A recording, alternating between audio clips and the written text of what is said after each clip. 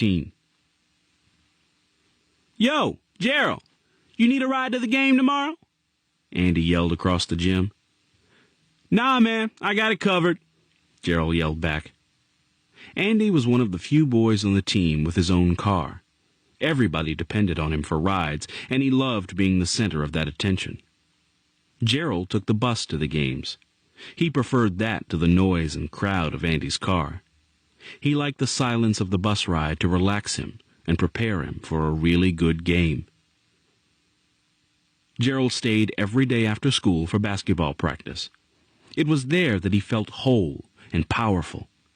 Rob, who had unanimously been named captain by the team, was tall, skinny, smart, and had the best line with girls that Gerald had ever heard. Andy was Rob's best friend. He wasn't a natural at basketball like Rob, but he tried hard and hated for Rob to outscore him. They had known each other since 7th grade and spent weekends at each other's homes. Both of them lived near the edge of the school district, where houses had neat lawns with trees in the backyard and a fresh coat of paint every other year. Gerald no longer felt uncomfortable around them, even though he lived in an apartment building downtown that had a broken elevator, graffiti on the walls, and very little grass anywhere. Andy and Rob breezed through life, collecting friends and never making judgments about them, with seemingly no problems at all. Last month, after a movie one Saturday night, Andy, Rob, Tyrone, BJ, and Gerald had decided they were hungry, maybe even starving. "What you want to eat, man? Fast food?" "How much money you got?" $4.11. What about you, BJ?"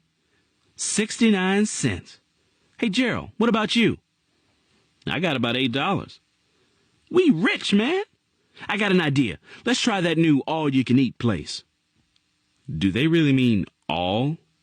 "Let's see, man," chuckled Andy as they headed for the restaurant. They paid for 2 meals, then went through the line slowly. Andy got 6 kinds of meat, 10 dinner rolls, and 4 pieces of apple pie. Rob piled 8 pieces of corn on the cob, a mountain of mashed potatoes, 18 chicken wings, and 3 pieces of cheesecake on his plate. Tyrone picked up a stack of napkins and a bunch of silverware. They were laughing hysterically, but quietly. "They watching us, man," Gerald said fearfully. "That's 'cause you put jelly on your potatoes, man," BJ explained, laughing. "We ain't done nothing wrong," Robbie said with casual confidence. "Let's just eat."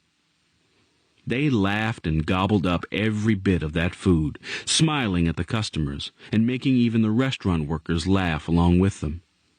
When they finished, they cleared their plates, stood on the tables, and sang in perfect 5-part harmony a doo-wop version of the old Drifters song, "Under the Boardwalk." Everyone in the restaurant applauded and cheered as they took their bows.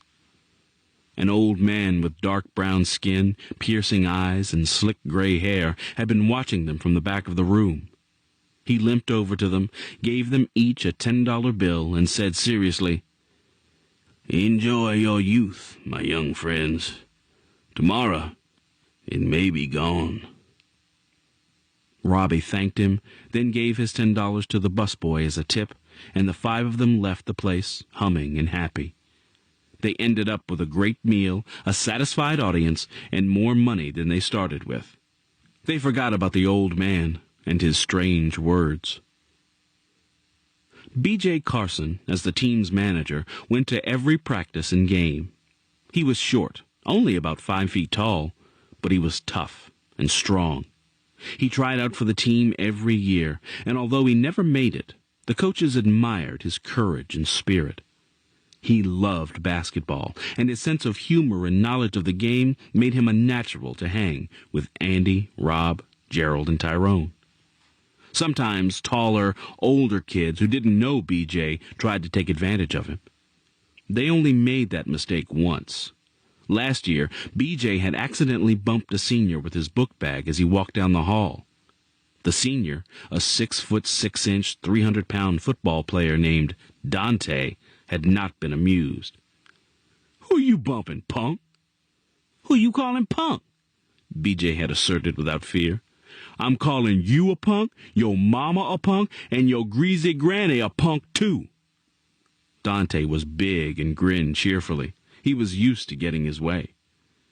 BJ put down his book bag, slowly turned around, and tensed his short, wiry frame to face the much larger boy.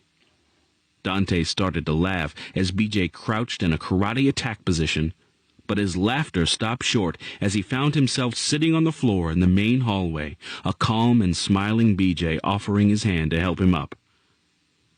"How'd you do that, man?" asked Dante, who was more amazed than angry. "Black belt, Master Kim, Taekwondo, paid for by my mama and my greasy granny," he added. "Ever need me to watch your back? Call me." BJ disappeared into the crowd. Dante just shook his head and chuckled at the nerve of the tough little guy with the powerful whip kick. He never bothered BJ again. The five friends had several classes together at Hazelwood High School. Rob, the smartest of them, made good grades with ease. He already had several academic and athletic scholarships lined up as possibilities. Tyrone was more interested in girls than grades, especially Rhonda, who was best friends with Andy's girlfriend, Keisha. Andy didn't make very good grades, but it seemed to Gerald that he just wanted attention at home, even attention for bad grades. Andy's parents rarely came to their games, while Rob's parents never missed one. BJ's mom came to games on nights when she didn't have stuff to do at her church. Even Monique came to the big home games. Gerald never told her, but it made him feel proud. It was Friday after the last class of the day, halfway through 10th grade, halfway through basketball season. It was raining. Gerald headed for his locker. "What'd you get on that math test?" Andy asked Gerald. "Another C-. If I study all night or don't study at all, seems like I get the same grade. I ain't seen a B in a long time." "Don't sweat it, man. I got the lowest grade in the class. Again. Coach is going to kill me if I don't get my grades up. And my dad, he'll give me lecture number 57. You know, the one about how he always made straight A's and why can't I?" "Yeah, man," said Gerald, but he laughed to himself as he imagined Monique giving him a lecture on good grades. She never even knew when report cards came out unless he told her. Rob and BJ chased each other down the hall, racing to their lockers. "And another B for BJ," roared BJ as he tossed his books into his locker. Gerald threw a shoe at him, but BJ ducked. "Too smooth for you, dude," he grinned. "Who we play tonight, BJ?" "Centerville. Easy win. Your dad coming, Rob?" "Yeah, he'll be here." "Can I get a ride home after the game, man?" "Got room for me?" added Gerald. "No sweat. What about you, Tyrone? You need a ride?" "Nah, man. I'm going to hang with Rhonda after the game." He grinned. "You need a ride too, Andy? Your car's still not working?" "My dad said he was coming, but yeah, I'm going to need a ride. He won't show. Hey, Rob, that math test beat you down too?" "Yeah, it was rough, but I got an A. Let's go to Mickey D's and get something to eat before the game." Gerald and Andy looked at each other and shook their heads. "What you gonna do, man? A man's gotta eat. Let's jet." Every day when Gerald left practice, he went by Angel School to pick her up from dance practice. She was thriving on the hard work and sweat and hours of practice. Her face would be glowing when he picked her up, and she came home hungry and happy each day. He had watched her dance once when he got there early, and it gave him goosebumps. She was so naturally fluid and rhythmic that all she needed was the music, and her body did the rest. He noticed that the instructors pointed to her with smiles of admiration. On Friday, she was so bubbly that Gerald thought she'd explode. Her eyes were bright with excitement. "Guess what?" She jiggled with joy. "You won the lottery," said Gerald, smiling. "No, silly, better than that. I got picked to be the lead in our show next month. I get to wear a costume. Can Mama sew? How will I fix my hair? Do you think I look okay in yellow? That's what color my costume is. Do you think I'll look fat? Where am I going to find yellow tights? The show is in only 2 weeks. Suppose I break my leg the night before. What is the—" Hold on there, sister. You're going to run over me with all them questions at once. Calm down a little. I'm so proud of you. I knew you were the best. Gerald hugged her then, tight enough to let her know how proud he was and how much he adored her. Angel half skipped, half bounced the rest of the way home. She was chattering about costumes and rehearsals and the crown she would wear on her hair. Gerald only smiled and let her rattle on.